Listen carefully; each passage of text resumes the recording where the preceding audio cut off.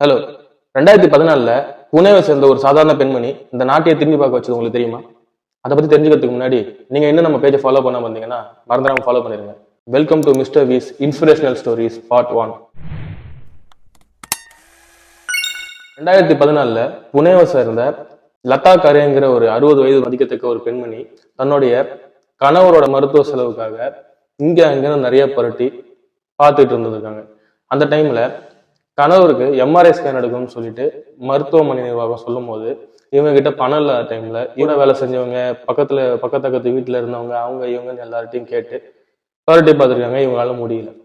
அப்ப என்னடா பண்றதுன்னு ஒன்றும் புரியாம உக்காந்துட்டு இருந்த இவங்களுக்கு ஒரு செய்தி வருது. புனேவுல ஒரு மாரத்தான் போட்டி நடக்குது.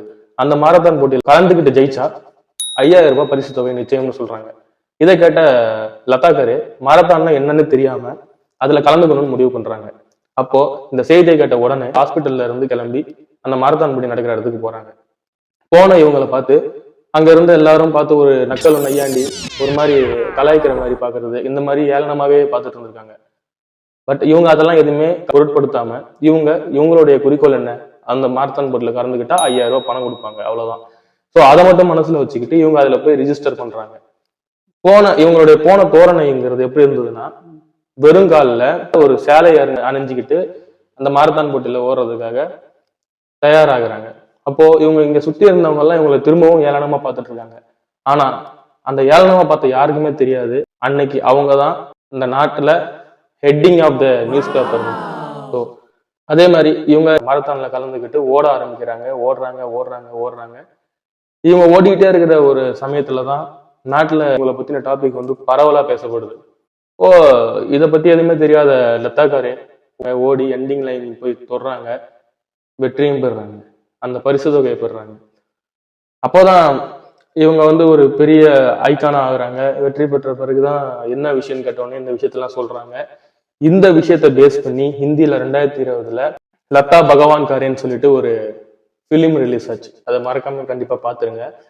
சோ இதுல இருந்து நம்ம புரிஞ்சுக்க வேண்டிய ஒரு விஷயம் என்னன்னா, லதா கரே மாரத்தான்னா என்னன்னே தெரியாது, ஆனா தனக்கு பணம் வேணும், தன்னுடைய இலக்கை நோக்கி ஓட ஆரம்பிச்சாங்க தன்னுடைய கணவருக்காக, இல்லையா? சோ பிசிக்கலா தயாராகி வந்த நிறைய பேர் அங்க இருந்தாலும் இவங்களுக்கு என்னன்னே தெரியாத ஒரு பட்சத்திலையும் இவங்க ஓடணும்னு முடிவு பண்ணி ஓடி ஜெயிக்கவும் செய்யறாங்க. நம்மளுடைய பிசிக்கல் ஹெல்த்தை விட மென்டல் ஹெல்த் ரொம்பவுமே முக்கியம். நீங்க பிசிக்கலா ஃபிட்டா இருக்கிறத விட மென்டலி ஃபிட்டா இருந்தீங்கன்னா உங்களால எந்த ஒரு விஷயத்தையுமே ஈஸியா அச்சீவ் பண்ண முடியுங்கிறதா நம்ம இதுல இருந்து புரிஞ்சுக்க வேண்டிய ஒரு விஷயம். அண்ட் செகண்ட் திங் என்னன்னு பாத்தீங்கன்னா, நீங்க வந்து ஒரு மலையை பாக்குறீங்க, இவ்வளவு பெரிய மலை, இது எப்படா ஏறுறதுன்னு நீங்க நினைச்சிட்டீங்கன்னா கண்டிப்பா அந்த மலையை உங்களால ஏறவே முடியாது. இந்த மலை தானே ஏறிடலாம் அப்படின்னு சொல்லிட்டு ஜஸ்ட் உங்க மைண்டை ஒரு ஏமாத்தி பலம் கொடுத்தீங்கன்னா ஓகே ஏறிடலாம் அப்படின்னு நினைச்சீங்கன்னா அட்லீஸ்ட் 75% அந்த மலையில நீங்க தொட முடியுங்கிறது தான் நிதர்சனமான உண்மை. ஸோ எப்பயுமே பிசிக்கல் ஹெல்த்தை விட மென்டல் ஹெல்த் ரொம்பவே முக்கியம். ஸோ உங்களுடைய மென்டல் ஹெல்த்தை பத்திரமா பார்த்துக்கோங்க. That's all. Just follow your heart and chill. இதே மாதிரி டாபிக் நீங்க தொடர்ந்து பார்க்கறதுக்கு நம்மளுடைய பேஜை ஃபாலோ பண்ணிக்கோங்க.